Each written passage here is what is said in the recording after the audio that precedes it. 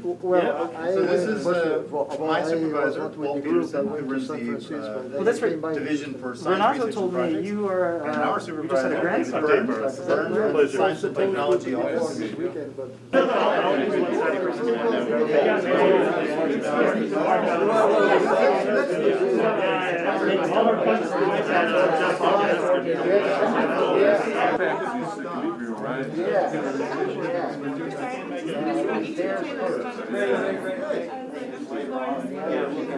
We have some very distinguished guests this week, and we're here to mark our partnership with the Brazilian Space Agency, ANITA. This morning, North Alabama, NASA has 10 field centers, and we're one of those field centers. And you'll see many of the other NASA organizations you probably recognize. We want to welcome our friends from Brazil and look forward to some productive conversations today and tomorrow. And over the next 2 days, I look forward to finding more opportunities for collaboration and knowledge sharing that will be mutually beneficial for both of our nations. There are so many exciting opportunities for research to enhance both sides. And with that, I'm going to turn it over to Dr. Carr, the president here at UAH, who would like to extend his welcome. Good morning, thank you. Thank you very much. Thank you. Thank you. I'm thrilled with the partnership we have with NASA.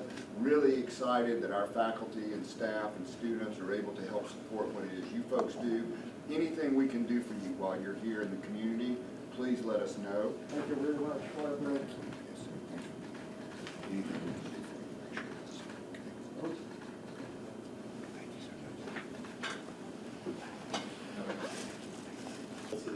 In multiple thousands, many thousands. One of the challenges with nuclear electric propulsion is it doesn't generate as much thrust. So it generates a very low thrust, but for a long time, and it's extremely efficient. Alternatively, a nuclear thermal propulsion system uses a radioactive isotope. We use uranium to heat a gas, in this case hydrogen. Be anything from PRISM proposals to Pioneer proposals in the Astrophysics Division. They select 2 suites each year. Currently, PRISMs 1 and 2 and 3 have not solicited CubeSat.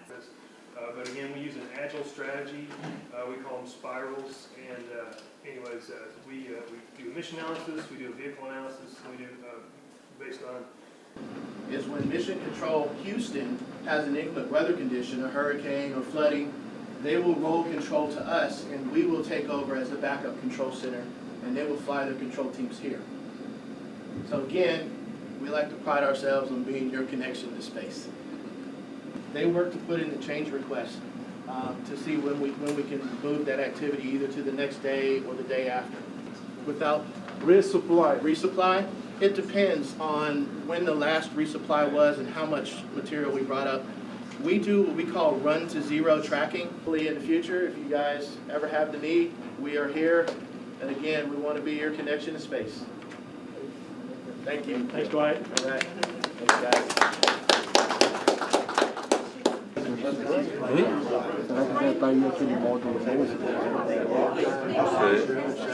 Tem módulo aqui nos Estados Unidos também? Lá embaixo tem vaga.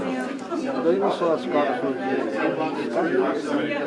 various materials on the far end of this for underground testing, so either with ground penetrating radar or what he's doing right now. We have already very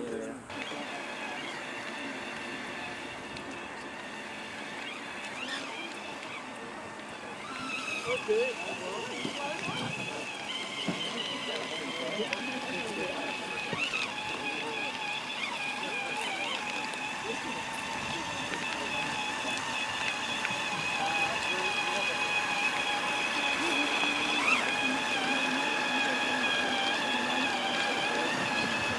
Don't want to hold you up too much time. Clay, how am I doing? You good? I think we're good. All right, any questions? I think your avatar looks like the Spider-Man. Yes, yes, it does. Yes, it does. And it looks like me as well. I am Spider-Man. Brine. This is U.S. brine. And then it goes to further processing. And then you end up with a urine distillate. Was because of that sulfuric acid, the calcium that was in the urine from the astronauts shedding bone mass combined with the sulfur formed calcium sulfate, which is gypsum. We're doing the distillation process, removing most of the water to recover it, but that meant we were